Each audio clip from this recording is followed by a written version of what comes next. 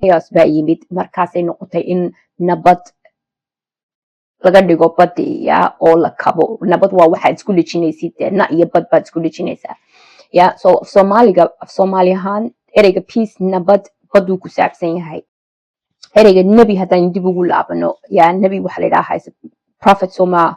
who receives a revelation but not necessarily a new scripture ama law marka nebi iyo rasuul waxay ku kala duwan yihiin nebi message ya ayaa loo soo dhiibayaa laakiin necessarily ma aha inuu new scripture ama the new law samaynayo yeah it's just waxaan iminka aynu naqaano mahdigu markuu yimaado waxbuu soo cusboonaysiiyaa taas weeye nebinimadu marka laga hadlayo waryaadaheen hello waa qumayo xorxiil jiid waa anigiyo soo laabtay okay so sheekada intii baynu sii wadaynaa so videogii hore waxaan dhameeyay inta North Node in Aries koo noqonaya dee one-ka one xagee laga keenay one yeah the oneness and square kii bayn weli ku jirnaa yeah Venusna waxay ku dhacday godka Aquarius yeah Venusna waan idin sheegay waxay astaan u tahay marka waxay ku saabsan tahay lamaanaha quruxda and you know waxyaalaha maaragtay dhalaalka ee la jecel yahay beauty art yeah oo dee waa Venus weeye Venus waa maxay waa Venus yeah and godka Aquarius bay ku dhacday Aquarius dhowr jeer baa horta idin macneeyay yeah Aquarius biyo ma ku saabsana waxa weeye marka dee collective ahaan yeah laga gudbayo waqtigii Pisces oo ku saabsana waqtigii Nabi Ciise waqtigii Nabi Maxamed baa loo gudbayaa that's what energy-gan square kan haddaad u fiirsatid uu ku tusaya Aquarius waxa weeye and biyo ma aha ma ku saabsana biyo laakiin wuxuu ku saabsan yahay air waa the intellect yeah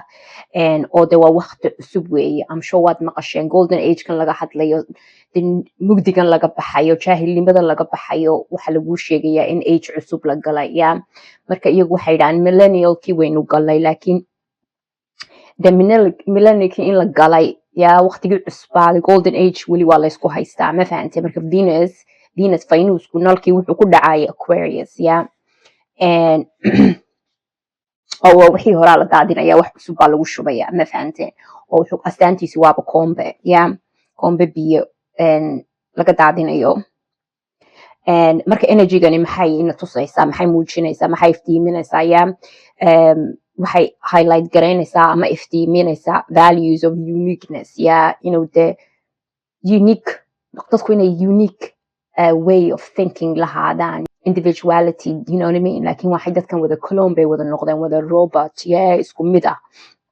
waxa loo baahan yahay uniqueness you know new thinking ila golden age ka lagu sheegayo cilmiga lagu sheegayo waa markay dadku fikradda ku kala duwanaadaan ay dadku haddii kale ilan god mugdiya lagu wada dhacayaa sida imika taagan yeah and uniqueness bay ku saabsan tahay freedom bay ku saabsan tahay innovation new innovation waxyaalo cusub oo la bilaabay ku saabsan tahay and there's a need for new forms of social connection yeah connection na kale oo badan oo dee nabad leh oo peaceful oo wax la isweydaarsan karayo yaa loo baahan yahay and hadday tahay artistic expression yeah art kastada loo arko farshaxanimada and dee waxaan ku saabsan xitaa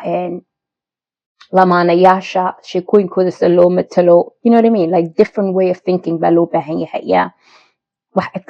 artistic expression creative oo cusub oo the uniqueness loo qiimo leh oo dadka wax tusi karaya society-ga yeah and waxaana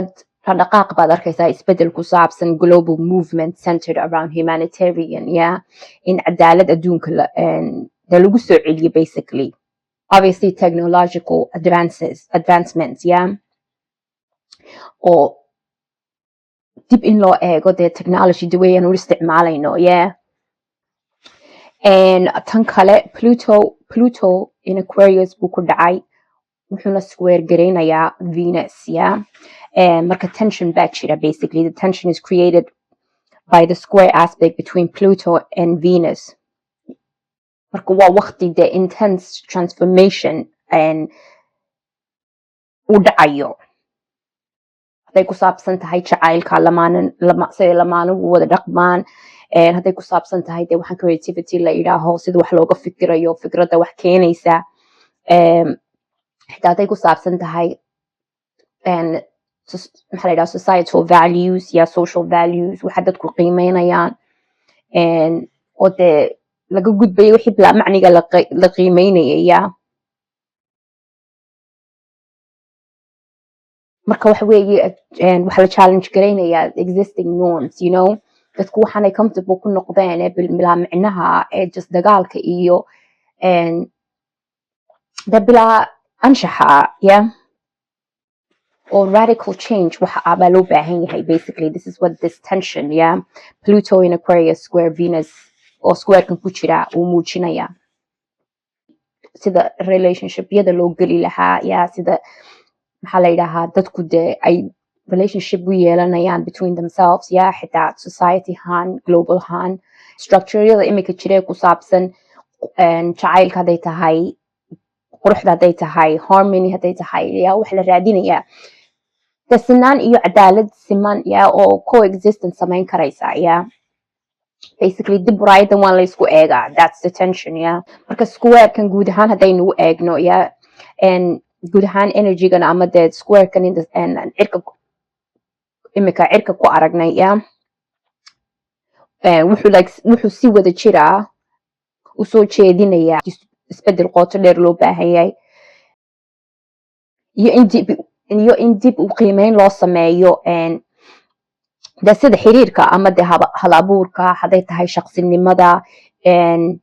iyo hadday tahayba qiyaamka bulshada ka dhexeeya ama sida qiyaamka bulshada ka dhexeeya loo arko loona muujiyo si caalamiya heer caalamiya oo wax la raadinayaa isbedel dee wax ku oola hindisaya maaragtay geesinimo sinaan hal abuurnimada dhinacyo badan oo kala duwan isdhexgalka dadka iyo dee xeerarka bulshada ku saabsan that's the squareku waxaan u muujinayaa ma fahanteen so intaasi waa intii energy-ga cirka ku saalay aan akrinaynay iyo intana aan ku yar daro squareka videoga kale baa aragti si fiican conceptkan squarekan xaguu ka yimid ilan cirkaynu ku aragnay then concept ahaan baa loo qoraya marka sheekada waynu sii wadaynaa intan waxay ku saabsan tahay ereyga af soomaaliga nabad nabad xaguu ka yimid peace xagee ka timid badday ku saabsan tahay soo maaha markuu storm dhaco waata badu kacda markii ugu horeysay masaaridii hore bay oran jireen markii ugu horeysayba chaos intuuna imanin badu storm may lahayn laakiin chaos baa yimid markaasay noqotay in nabad laga dhigo badi oo la kabo nabad waa waxaad isku dhejinaysid na iyo bad baad isku dhejinaysaa so af soomaali ahaan ereyga peace nabad baduu ku saabsan yahay na iyo bad laysku daray wey laysku kabay ereyga nebi haddaan dib ugu laabano nebi waxaa la yidhaha is a prophet soma who receives a revelation but not necessarily a new scripture ama law marka nebi iyo rasuul waxay ku kala duwan yihiin nebi message ayaa loo soo dhiibayaa laakiin necessarily ma aha inuu new scripture ama the new law samaynayo it's just waa waxaan imika aynu u naqaano mahdigu markuu yimaado waxbuu soo cusboonaysiiyaa taas weeye nebinimadu marka laga hadlayo rasuulku revelation cusub baa la siiyaa buugag cusub baa la siiyaa scripture ayaa la siiyaa marka af carabi ahaan nby baa la yidhaahaa ereygan ruudkiisu marka waxay ka micno tahay waxaa lagu micneynayaa to inform ama to announce ma fahantay ereyga nebina wuxuu ka yimid naba inagu waynu garanaynaa wax markaad isku nabaysid aad isku geynaysid isku kabaysid oo ultimately ay noqonayso news ama information ama significant event rasuulka wuxuu la imanayaa buugag cusub diin cusub laakiin nebigu necessarily wax cusub lama imanayo waa mahdi oo kale waa wax buu cusboonaysiinayaa waata la yidhaha 100% sano waxbaa la cusboonaysiinayaa so naba is to inform, to announce, to report the news, important information. Ma fahanteen videoga soo socda ayaan waxaan ku dhahaa intii squareka aynu ka hadlaynaa the square is very important square badan baa idin tusaya idinka sheekaynaya waa idin salaama